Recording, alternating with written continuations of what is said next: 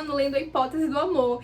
E que surto coletivo foi esse, né, que eu peguei esse livro pra ler. Eu amei tanto esse livro que eu vou tentar parar de falar o quanto eu amei o livro e tentar falar um pouco da história antes de voltar a repetir o quanto eu amei o livro. Eu li nessa edição aqui mesmo, tá? Ela é grandinha, ela é linda, essa edição, né? Da Companhia das Letras. Foi super confortável. Eu me distanciava totalmente, eu ficava incomodada de ler aquilo, sabe? Li Tolstói, Felicidade Conjugal. Foi o primeiro livro publicado por Dostoiévski e o primeiro livro que eu li do autor. Ele foi escrito em 1886, mas ele inspirou coisas como Máscara, Scooby-Doo. E eu fico com mais calor porque eu não consigo ligar o ar pra gravar, porque senão fica muito barulho no som. Então me valoriza, deixa um like nesse vídeo, compartilha com alguém, ajude aqui essa pessoa que quer falar sobre livros na internet. Olá! Vamos falar sobre todos os livros que eu li no primeiro semestre de 2023. Então, estamos em julho, o primeiro semestre do ano oficialmente terminou. O ano tá passando muito rápido e eu sinto que a cada ano a gente tem essa sensação com mais ênfase que o tempo tá passando muito rápido. E embora a gente tenha, assim, alguns meses, como o mês de março, que foi pra mim um mês infinito, ainda assim, um balanço geral, eu acredito que esse ano tá passando muito rápido. E esse ano, felizmente, eu acredito que estou conseguindo equilibrar bem o meu ritmo de leitura, conciliando com o trabalho e as obrigações da vida adulta. E eu vou mostrar pra vocês todos os livros que eu li, livros HQs e mangás que eu li esse ano. E no final do vídeo eu vou fazer um apanhado do top 3 melhores e do top 3 piores livros que eu li também, porque sim, tivemos decepções esse ano. Bom, e hoje Manaus está particularmente quente, muito quente. Eu espero não ficar suando tanto assim, mas se eu estiver, é porque Manaus. Bom, então eu vou começar mostrando do primeiro livro mesmo, em ordem cronológica, que eu li. E eu comecei o ano lendo A Hipótese do Amor. E que surto coletivo foi esse, né, que eu peguei esse livro pra ler. A verdade é que eu queria entrar um ano lendo um livro bem de boinha, bem tranquilo, que me fizesse ter esperanças de um ano melhor. O famoso Mamão com Açúcar, eu queria um livro assim pra começar o ano. E esse livro aqui tava no hype lá, todo mundo falando, postando stories, e eu não tenho nada contra hype, pelo contrário, se eu tiver com vontade de ler alguma coisa eu vou ler, independente se tá no hype ou não. Não sou aquela pessoa reativa ao hype. E por conta disso eu peguei esse livro pra ler.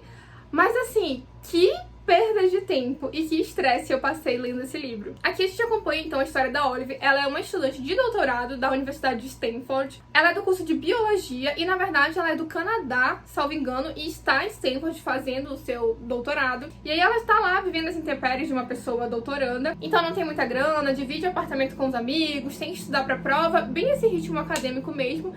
E aí até que algo acontece e um professor, um dos piores professores que eles têm, que tem fama de ser um professor durão, mal encarado, mas que é super jovem e bonito. E aí algo acontece e que esse cara, que é um professor, doutor, super misterioso, bonito, atlético, jovem, vai aceitar fazer ali uma proposta, aceitar um plano dessa aluna dele. Bem clichê mesmo, é pra ser clichê. Eu ouvi falar que essa autora bombou não só com esse livro, mas com vários outros. Acho que já tem uns 5 livros dessa autora publicados aqui no Brasil. E eu escuto falar que todos têm essa mesma formulazinha. Não sei, pois não li os outros, não tenho interesse em ler. E o que mais me incomodou aqui nesse livro, eu já fui preparada que ia ser uma história bobinha, de clichê, romance, etc. Mas assim, o que mais me incomodou é que essa personagem é muito mentirosa. Não é possível uma pessoa dessa que não tem vergonha de ser tão mentirosa assim. Então ela mente pros amigos dela, ela mente pra esse cara, ela mente pra si mesmo. Então assim, me incomodava muito isso, sabe? Ela mentia o tempo todo e eu ficava, cara, a autora não conseguiu criar outra ferramenta pra respaldar, pra conduzir a história pra onde ela queria, que não fosse a própria personagem dela ficar mentindo pra todo mundo pra conseguir um cenário favorável, sabe? Eu achei raso demais isso, achei pouco construtivo. A única coisa que eu tenho boa pra falar desse livro é porque, por se passar em um ambiente acadêmico, as pessoas como eu, que viveram essa realidade, embora no meu caso tenha sido só graduação, mas acho que toda a galera que de alguma forma viveu, principalmente nas faculdades públicas, seja pré-graduação, pós-doutorado, pós-graduação, mestrado, enfim, a gente sabe mesmo esse ritmo frenético e muitas vezes até abusivo que a gente tá inserido dentro desse meio acadêmico. E o livro consegue mostrar isso de uma maneira legal até da gente acompanhar e ver a personagem. Então essa preocupação que ela tem com a carreira dela, por ela estudar muito, que prestígio a sociedade vai dar para um profissional desse, né, da ciência, que dedica a sua vida inteira aos estudos e ganha como salário, como recompensa uma bolsa, e uma bolsa baixíssima, né, que não corresponde às expectativas que uma pessoa que dedica a sua vida a uma pesquisa merecia, a questão abusiva dos professores com os alunos. Então essa parte, por ter uma experiência pessoal parecida com a minha, foi até legal de acompanhar. Mas foi só isso. Ainda assim, essa parte não foi suficiente pra fazer com que essa experiência fosse boa. Eu lamento que tanta gente assim tenha amado terminado esse livro, eu fico até um pouco preocupada com isso, mas acontece, né? Depois disso eu li A Parábola do Semeador, da Octavia Butler, esse aqui que é uma ficção científica escrita pela autora. E aqui a gente vai acompanhar então a nossa protagonista, que é filha de um pastor batista, né? Ou seja, veio de uma família cristã, e não só de uma família cristã, como uma família onde o pai é um pastor de uma igreja cristã, batista, enfim. Então ela cresceu com esses ensinamentos, essas doutrinas cristãs. Acontece que esse mundo aqui é nos Estados Unidos, uns Estados Unidos futurísticos, que na verdade não é tão distante assim da nossa realidade, uma vez que o livro começa já em 2024, então 2024 já está bem aí, né, a um semestre de distância, mas aqui nesse livro 2024 é algo muito distante. E o que acontece é que os Estados Unidos é um país quebrado, então ele não é mais uma superpotência mundial, ele não tem o prestígio e o dinheiro que tinha antigamente, e a população está totalmente entregue a essa situação. Então o nível social e econômico da população despencou, a população vive na sua maioria na miséria mesmo, e as poucas pessoas que conseguem ter um pouco de dignidade de vida são as pessoas que se reorganizam ali umas com as outras e se formaram, por exemplo, o que aqui é chamado de bairros murados. É como se fossem os condomínios que a gente conhece hoje em dia na nossa realidade, só que feito por pessoas mesmo, como uma forma de se proteger dessa sociedade que tá tão marginalizada, tá tão violenta. As drogas aqui se alastraram país afora, então é muito comum que as pessoas sejam todo o tempo drogadas, gangues aumentaram muito, prostituição, tudo aquilo que vem acompanhado de uma miséria social. E a nossa protagonista tá ali no meio de toda aquela realidade, ela vê o mundo dela à volta desmoronando, ela vê como a vida é injusta, como o Estado é muito controlador aqui nessa realidade, e ela observa tudo aquilo e ela acha que tem algo errado. E ela começa a se questionar, por exemplo, sobre a sua crença, que seu pai ensinou a ela a vida toda e que todo domingo ela via o pai dela falar. Então ela começa a se questionar sobre Deus, sobre a vontade de Deus, sobre por que Deus permite as pessoas passarem por aquilo, viverem naquela miséria. E ela pensando sobre isso, mesmo ainda jovem, ela vai crescendo, amadurecendo, vendo que as coisas à volta dela não melhoram, pelo contrário, só pioram. O Estado vai pressionando, esmagando as pessoas cada vez mais, e as pessoas vão vivendo cada vez mais na pobreza, na miséria. E a partir disso, ela vai então pensar e começar a projetar, muito embrionariamente, o que seria uma religião ideal. Porque ela não acredita que a religião que ensinaram pra ela era a religião que de fato faça sentido, de acordo com aquilo que ela crê e aquilo que ela observa. E aqui, claro, ela vai sim fazer críticas muito pesadas ao Deus, né, que é conhecido e que é pregado pelo cristianismo. Logo nas primeiras páginas do livro, ela vai dizer coisas como: talvez Deus seja uma espécie de criança grande com seus brinquedos. Se for, que diferença faz se 700 pessoas forem mortas por um furacão ou se 7 crianças vão à igreja e são mergulhadas em um grande tanque de água cara? Porque aqui ela estava vivendo, né, a pressão de ter que se batizar em uma igreja. Enfim, então tem sim uma crítica, né, um cunho religioso, uma crítica à religião aqui nesse livro. No entanto que esse livro faz parte de uma duologia que se chama A Parábola do Semeador, né, que já faz uma referência direta à religião cristã. De qualquer forma, eu achei sim um livro muito bom. O livro não se resume só a críticas cristãs, tá? Não é isso. E também não é desrespeitoso, então ela não desrespeita, embora critique o cristianismo. E é um livro muito pesado, muito violento. Você vai ler várias cenas de agressão física, moral, sexual, principalmente a mulheres e crianças. E foi um dos motivos que me fez não gostar tanto assim dessa história. Eu achei que a autora pesou muito a mão nessas desgraças mesmo que essa sociedade estava inserida. Eu já tinha entendido da primeira vez, da segunda, só que ela contou a terceira, a quarta, a quinta, a sexta, a 10ª vez. Então o que eu esperava era que essa personagem, no caso a nossa personagem principal, se desenvolvesse mais, amadurecesse mais, até mesmo essa nova religião que ela estava criando, meio que de forma inocente. Ela tinha um caderninho ali, um diário, onde ela ia escrevendo o que ela acreditava ser os princípios, né, de moral de uma religião que fizesse sentido, que fosse a mais correta, de um Deus que fosse mais coerente com o que ela via à volta dela. Então eu tinha interesse, sim, em ver mais sobre isso. Mas eu achei que a autora ficou muito ali em te querer te impressionar com as coisas ruins e com as catástrofes que estavam acontecendo e não se preocupou tanto assim em desenvolver esses personagens e essas teorias, na minha opinião. De qualquer forma, eu vou seguir sim pro segundo volume, tô tomando um fôlegozinho. Foi uma leitura, acho que eu dei 3 estrelas pra esse livro, então foi sim uma leitura válida, mas não foi um livro favoritado pra mim. Quando eu ler, né, o segundo livro da duologia, eu vou tentar trazer um vídeo aqui no canal pra gente conversar melhor sobre essa história. O terceiro livro que eu li, então, foi uma biografia, e foi a biografia de Dom Pedro, escrita pelo Paulo Resulti. E eu amei esse livro. Tem um vídeo aqui no canal que, modéstia à parte, eu achei que ficou muito legal, então eu vou deixar linkado aqui abaixo. É a história do primeiro imperador do Brasil. Eu, particularmente, amo estudar história, então esse livro aqui foi um deleite pra mim mesmo. Aqui a gente vai ter a história de Dom Pedro, mas desde os seus antepassados, desde lá de Dona Carlota Joaquina, Dona Maria I. Então vamos acompanhar o Dom Pedro criança, a chegada da família real no Brasil, como foi pra família real se estabelecer aqui, como que o Brasil recebeu a família real, a personalidade de Dom Pedro, a vida de Dom Pedro, então a gente vai acompanhar mesmo o crescimento dele, desde a sua infância, adolescência, a postura política e social que o Dom Pedro tinha, antes mesmo de ser imperador do Brasil, o seu casamento, a sua vida conjugal conturbada. Então, enfim, é muito interessante. Essa edição aqui, ela também tem várias fotos, ilustrações, tanto essa página colorida, olha aqui, Dom Pedro, como também no meio do livro, aqui eu tô bem no meio, né? Na metade do livro. Mas no decorrer do livro, também vai tendo ilustrações, né? Em preto e branco. Então, enfim, tem muitas cartas, o que é muito legal porque torna verídico, sabe? Você percebe que Dom Pedro não é só o personagem, ele foi uma pessoa real que realmente existiu, que tinha gostos, preferências, virtudes, defeitos.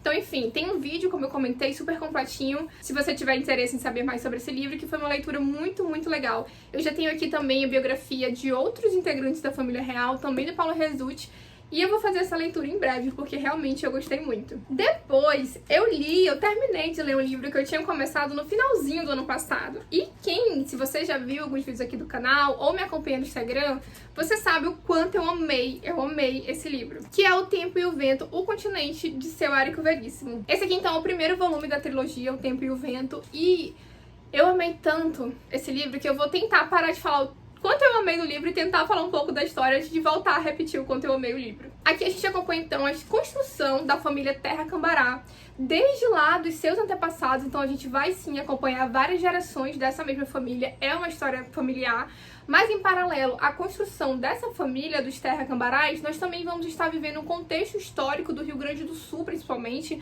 mas também do Brasil muito significativo. Então a gente vai estar acompanhando essa família ao mesmo tempo que a gente está vendo os desdobramentos históricos, fatos mesmo que realmente aconteceram lá no Rio Grande do Sul, como a Guerra do Paraguai, a Revolta Farroupilha, e até mesmo algumas decisões que a família real do Brasil tomou no passado também estão retratadas aqui nesse primeiro volume. Personagens icônicos como Rodrigo Cambará, Ana Terra, Bibiana estão aqui. E o que dizer desses personagens, né? Como eu falei, aqui a gente acompanha uma história familiar, então não tem um início, meio e fim.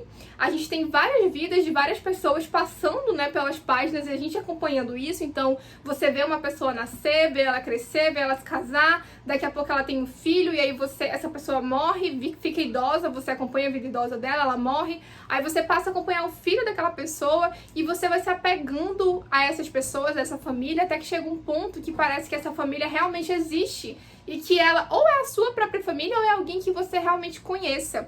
E foi essa sensação que eu saí desse livro. Quando eu lembrava desses personagens, eu não lembrava da Bibiana como uma personagem de um livro que eu li.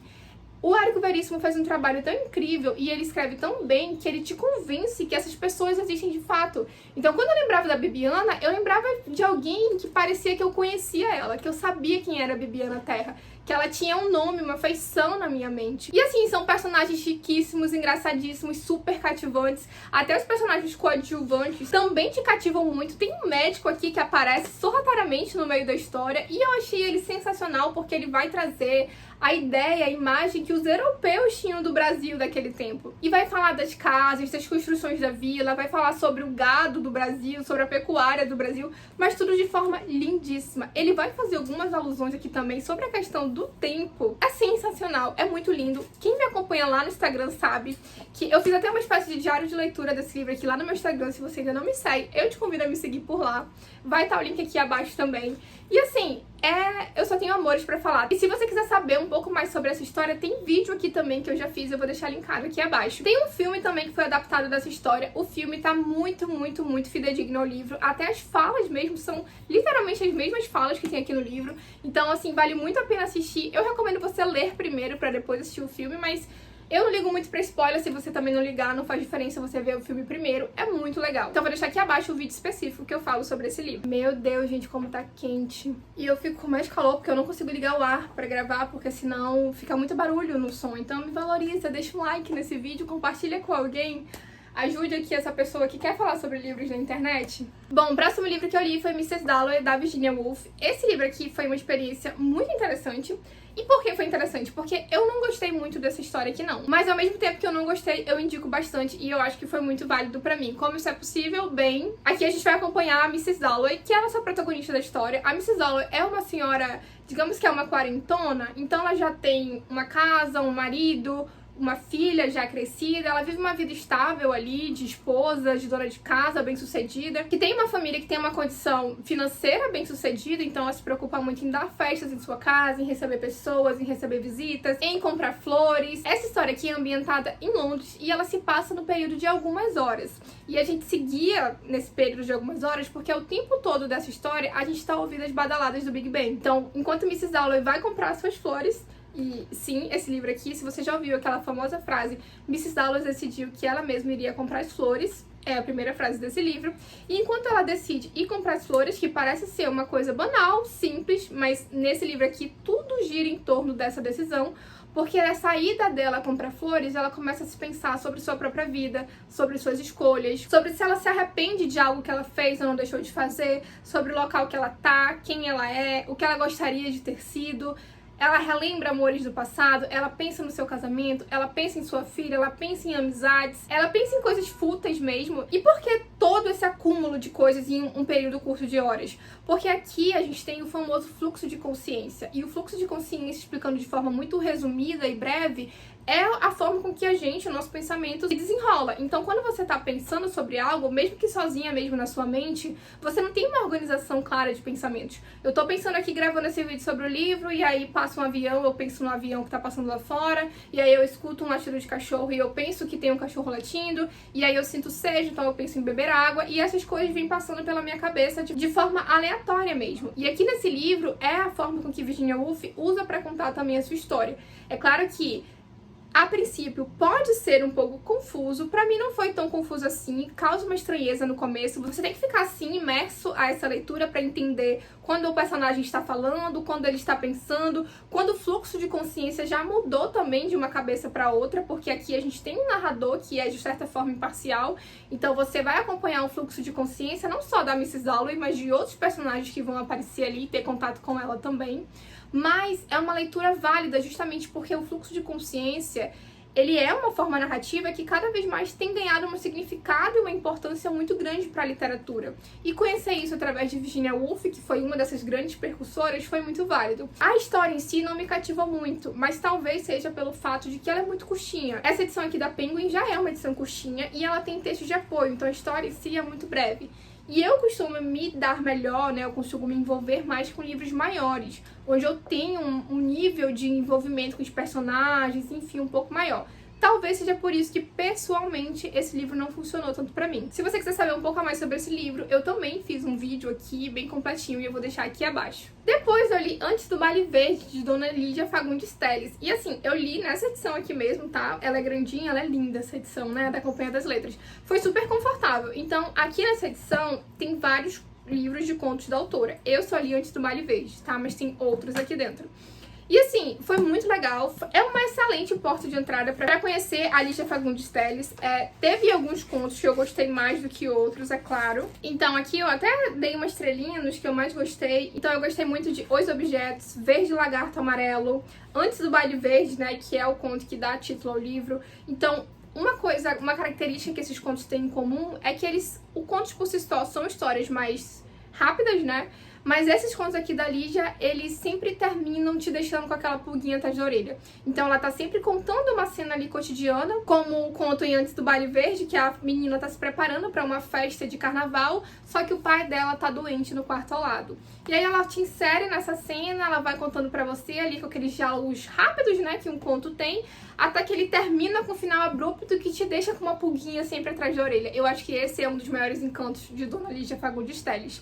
Eu tô devendo esse vídeo vídeo aqui, mas eu vou fazer sim, eu pretendo também dar continuidade aos contos da autora. Depois disso, eu li Isabel Allende Violeta. Esse aqui que foi uma das decepções do ano. Foi meu primeiro contato com Isabel Allende. Esse livro tinha sido lançado recentemente, quando eu li, ali no comecinho do ano. E por conta disso, eu escolhi começar, né, a conhecer a obra da autora através dele. Aqui a gente acompanha a história da Violeta, que vai ser nossa protagonista, e que vai nos contar a história por 100 anos. Então, desde 1920 até 2020, onde ela vai presenciar a pandemia do coronavírus. E esse livro aqui, embora não pareça, e você até esqueça disso durante a leitura, ele é um livro epistolar. Porque o tempo todo a Violeta tá contando a sua história para alguma pessoa, em forma de carta, que seria esse livro, mas que a gente só vai descobrir para quem é essa carta no final. E eu comentei que às vezes a gente até esquece que é um livro epistolar, porque é um livro que tem capítulos, é um livro que tem diálogos, é um livro que tem transições de personagens, então não tem aquela cara assim de carta. E aí, 100 anos de história, então a Violeta tem sim muitos para nos contar, desde quando ela era uma criança, a condição financeira de sua família, a perda dos pais, o seu primeiro casamento, o seu segundo casamento, os seus filhos, sua intenção profissional, a sua vida pessoal, enfim. Eu não gostei muito desse livro aqui, não é tanto que eu nem tenho um vídeo no canal, porque eu achei essa história extremamente forçada. Eu achei, assim, o suco de lacração que a autora quis fazer aqui. Foi a minha opinião, foi a minha impressão lendo essa história. Eu compartilhei um pouco melhor disso também lá no Instagram enquanto eu tava lendo. Parecia que o tempo todo a autora queria me chocar e me ganhar pelo escândalo. Então tudo que ela tinha pra acontecer, tudo que ela poderia colocar numa história pra acontecer de ruim com uma família que fosse chocar as pessoas, ela colocava.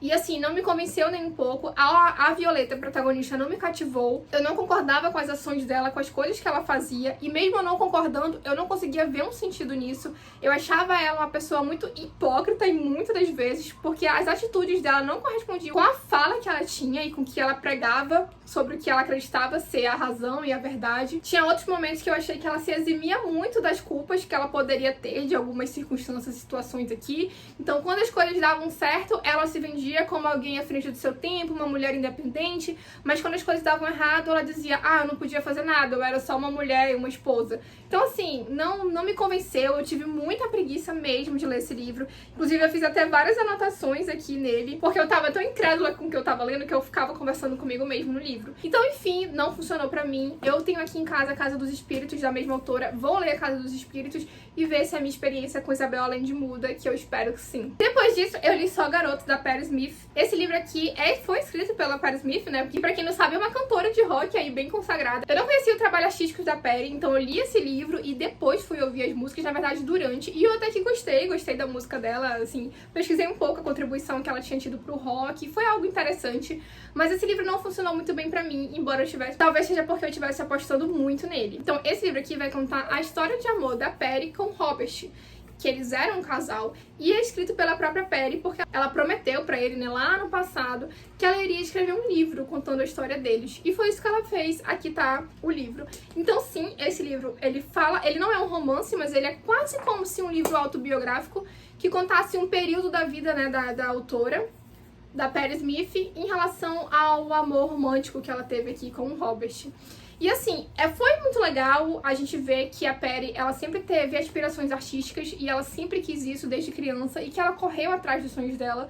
A gente vê o preço que ela pagou por decidir ser uma artista, quando ela conhece o Robert, e aí a história que eles passam, que eles têm que abrir mão pra ser artistas e, enfim, até a morte dele, por que o relacionamento deles não deu certo, porque a Patti, na verdade, casou com outra pessoa, teve filhos com outra pessoa. Mas enfim, por que não funcionou tanto pra mim? Porque eu não me simpatizei nada com o Robert, não conseguiu me conquistar, não conseguiu me cativar, não aprovava as coisas que ele fazia, não aprovava as coisas que a Patti Smith fazia em relação ao relacionamento deles. Então, assim, todas as vezes que ela falava sobre ele, que eram muitas vezes, já que o livro era uma homenagem a ele, eu me distanciava totalmente, eu ficava incomodada de ler aquilo, sabe? Eu não gostava das atitudes que ele tinha, do que ele fazia, do que ela fazia em prol dele. Então, enfim, pra mim, não funcionou muito bem. A Patti tem uma escrita muito bonita e tudo que era sobre ela e a vida dela, eu queria ler, eu lia com brilho nos olhos, eu li encantada, né? Tanto que eu pesquisei muito sobre ela depois disso. mas tudo que tangia o Robert eu não gostei, não me cativou, então por isso esse livro não foi tão bom assim na minha experiência. Depois li Tolstói, Felicidade Conjugal. Esse aqui que foi um amor pra mim, foi uma leitura muito legal. Ele é quase que uma novela, na verdade ele é uma novela, então ele é um livro bem curtinho, que vai falar sobre a história de um casal jovem e um casal recém-formado. Então esse livro foi escrito em 1859, então sim, tem muito da cultura do casamento daquela época, mas a gente vai observar aqui nesse livro o amadurecimento do amor e como o amor muda muito com o passar do tempo, como o amor ele tem uma perspectiva diferente de acordo com a pessoa, então é uma coisa muito particular e singular. E como que para um relacionamento dar certo é preciso que duas pessoas estejam engajadas ali para fazer dar certo. E que também o amor se transforma. Então não existe só um tipo de amor, ele pode se transformar e você pode regar o seu amor com os ingredientes que você quer para ele tomar as direções que você precisa que ele tome. É um livro bem curtinho, tem um vídeo aqui no canal também só para esse livro aqui. Embora ele seja curto, dá pra falar muito, tirar muitos aprendizados sobre essa história. Eu recomendo esse livro aqui pra todo mundo que quer pensar um pouco de forma responsável sobre o amor, tá? Esse livro não tem cenas românticas, não tem cenas hots, como o pessoal fala hoje em dia, mas ele é sobre um casal lidando, né, com a vida amorosa, com a vida matrimonial, nem sempre acertando, nem sempre errando, mas a gente pode ler isso e tirar muitos aprendizados de acordo com as escolhas deles aqui. Então, eu super recomendo esse livro aqui, virou um dos favoritos da vida. Se você quiser saber mais sobre essa história, vai estar o link desse livro aqui abaixo. Depois disso, li O Retrato de Dorian Gray, do Oscar Wilde. Esse livro aqui, que é super polêmico, pra quem não sabe, o autor do livro, Oscar Wilde, foi preso e foi usado como ele no tribunal, no seu próprio julgamento, esse livro aqui para condená-lo. Ele foi preso por ferir a moral e os bons costumes da época, né, da época da Inglaterra em que ele vivia. E por quê? Porque um dos temas que a gente vai ter aqui nesse livro é a questão da homossexualidade, mas não só isso, a gente vai ter a questão do profano também, do homem ter que aproveitar a vida, não importa as consequências que isso tenha, não importa quem ele tenha que magoar ou deixar pelo caminho. É um livro super curtinho também, tem aquela premissa que a gente conhece, que o Dorian Gray vai trocar de lugar ali com o seu retrato, então à medida que o retrato envelhece, ele permanece com a sua integridade física, né, com a sua aparência conservada. Se você quiser saber mais sobre essa história, também tem um vídeo aqui no canal só pra esse livro, que eu vou deixar linkado aqui abaixo. Depois disso, li meu primeiro Dostoiévski, li Gente Pobre. Esse aqui foi o primeiro livro publicado por Dostoiévski e o primeiro livro que eu li do autor. Esse livro aqui também em formato de cartas, então a gente vai acompanhar essas correspondências trocadas por dois personagens, que é o Marcar e a Varvara.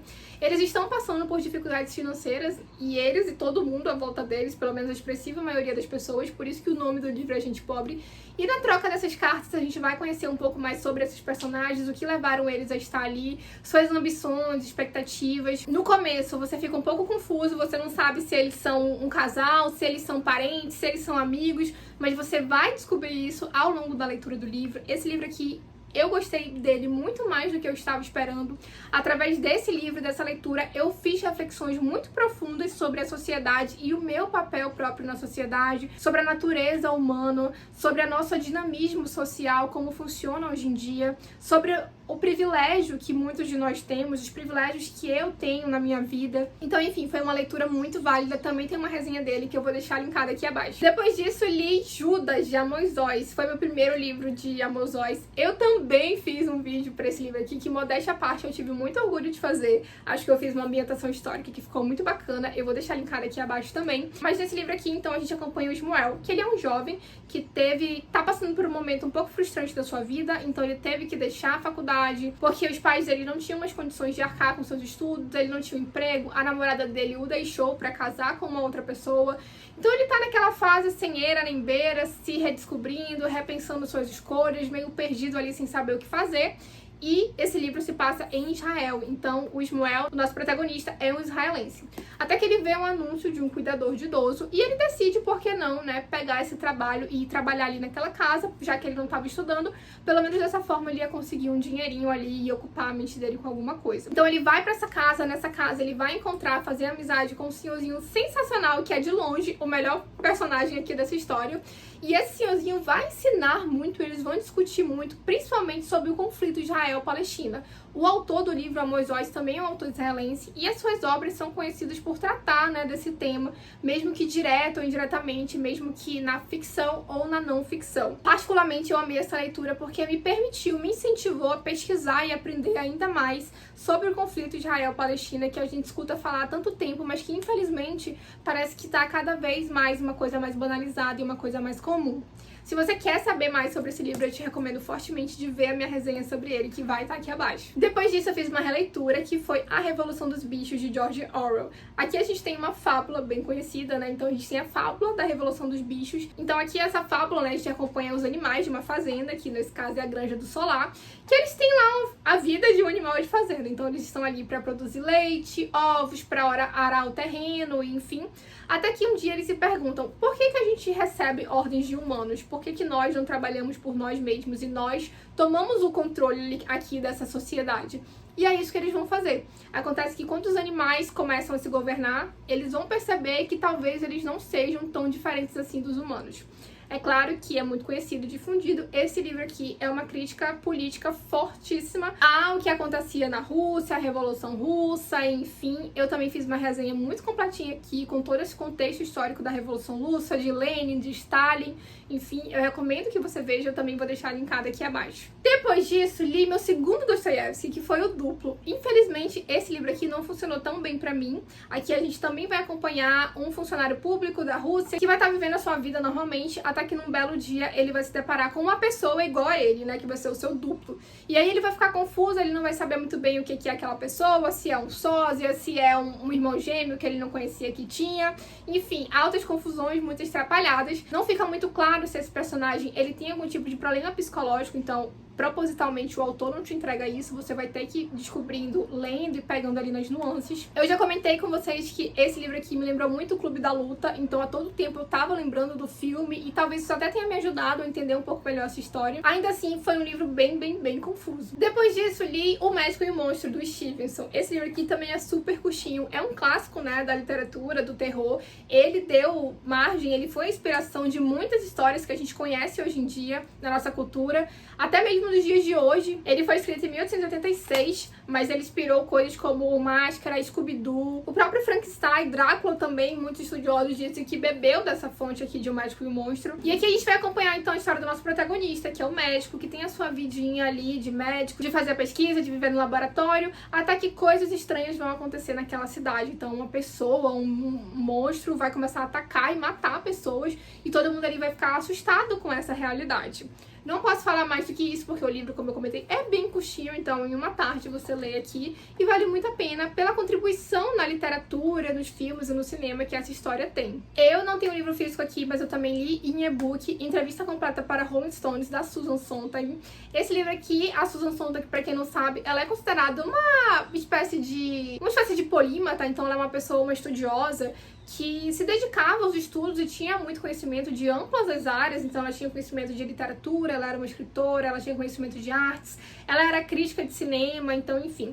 E nesse livro aqui, a gente tem uma entrevista dela para a revista Rolling Stones. Eu tenho curiosidade da Susan Sontag, ela é conhecida aqui no Brasil principalmente pelos ensaios que ela escreveu, mas eu queria ler um livro dela para eu ter esse primeiro contato com a autora, então eu escolhi esse, porque eu via muita gente recomendando esse para ser o primeiro livro dela. Não funcionou tão bem assim pra mim como o primeiro livro, porque como era uma entrevista de duas pessoas falando sobre algo que eles conheciam, né, que era o trabalho da Susan, eu nunca tinha lido nada dela, então eu perdi muito nesse meio tempo. Quando o entrevistador falava sobre uma determinada obra, eu não conhecia essa obra, então pra mim ficou muitas lacunas durante essa leitura dessa entrevista.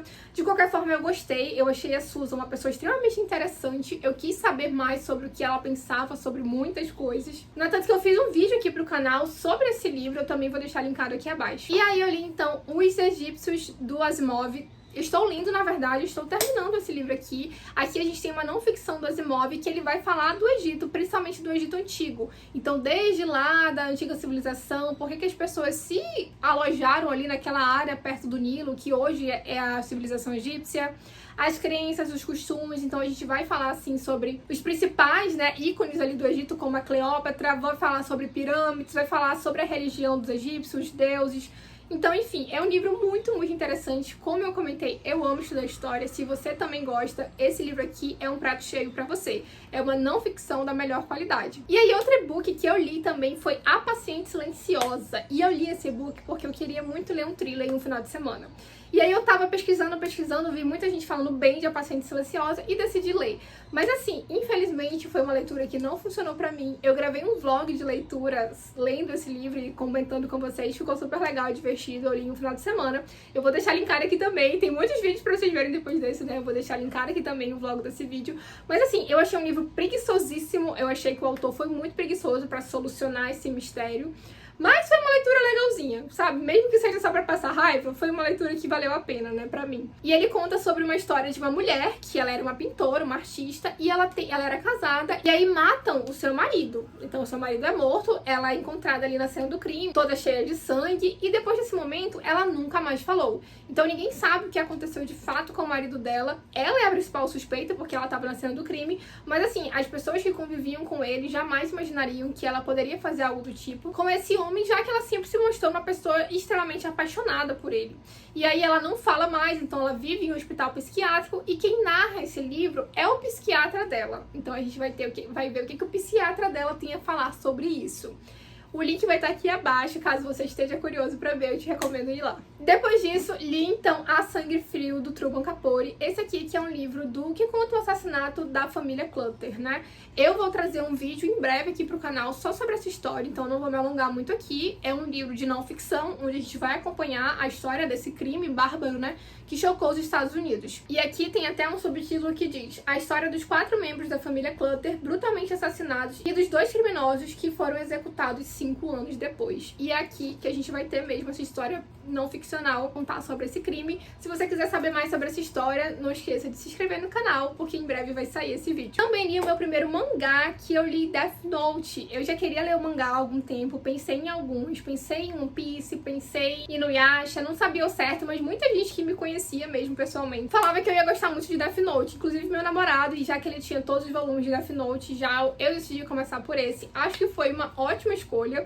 Eu amei Death Note. Aqui a gente tem o caderno da morte que cai na terra, e a pessoa que portar esse caderno, quando ela escrever o nome de alguma outra pessoa, essa outra pessoa vai morrer. E aí a gente tem o Light, que é um estudante do ensino médio, que encontra esse caderno e ele vai começar a fazer o uso desse caderno. E aí o Light, já que ele tem o caderno, ele também consegue ver e ouvir o Deus da Morte, que vai estar aqui na Terra também. E aí o Light vai fazer uso desse caderno, vai ter essa dinâmica, né, essa comunicação com esse Deus da Morte, e a gente vai acompanhar o porquê que ele tá fazendo isso, quais são as escolhas que ele tem pra fazer isso e onde essas escolhas vão levá-lo. É super legal, eu gostei muito. Eu vou ler os outros volumes, aí eu trago um vídeo completo desse mangá aqui pro canal. E falando em mangá, eu também li essa HQ aqui, que é A Rosa Mais Vermelha Desabrocha. Essa HQ que ela vai contar sobre... Ela tem até um subtítulo muito legal, que é o seguinte: o amor nos tempos do capitalismo tardio, ou porque as pessoas se apaixonam tão raramente hoje em dia. Então ela vai falar cientificamente sobre essa autora. Ela é uma socióloga, né, e uma quadrinista.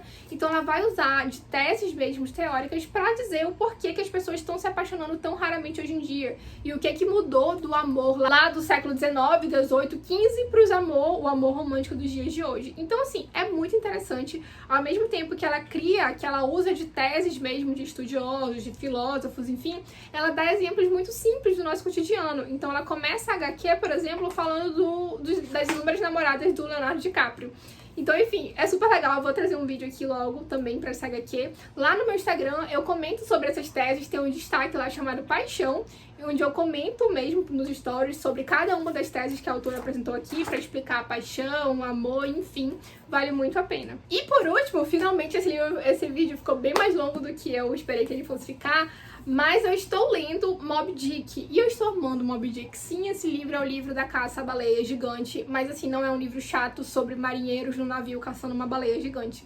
É um livro muito legal, que ele tem reflexões muito boas, é uma escrita muito bonita que o Melville tem, ele tem umas sacadas que eu fico assim, cara, esse cara era um gênio por pensar sobre isso. Eu vou terminar, né? Eu tô fazendo aqui a leitura desse livro, eu tô quase chegando na metade, então em breve a gente conversa mais sobre Moby Dick aqui no canal. Bom, eu voltei aqui porque eu já tinha até esquecido de fazer o ranking que eu falei pra vocês que eu ia fazer no começo do vídeo. Já que o vídeo ficou enorme, eu vou fazer bem rapidinho, começando pelos 3 piores livros que eu li esse ano. Não sobrou dúvidas que A Hipótese do Amor estaria em primeiro lugar. Como eu comentei, esse livro foi horrível, não entendo o hype que deu aqui, foi muito ruim, preguiçoso, a característica dos personagens me incomodou, achei que eu perdi tempo da minha vida, não sei se eu demorei 3 dias pra esse livro, 3 dias de leitura que eu perdi lendo essa história, infelizmente. Depois disso, sem surpresas também, Isabel Allende não me cativou em nada, como eu comentei já também com vocês.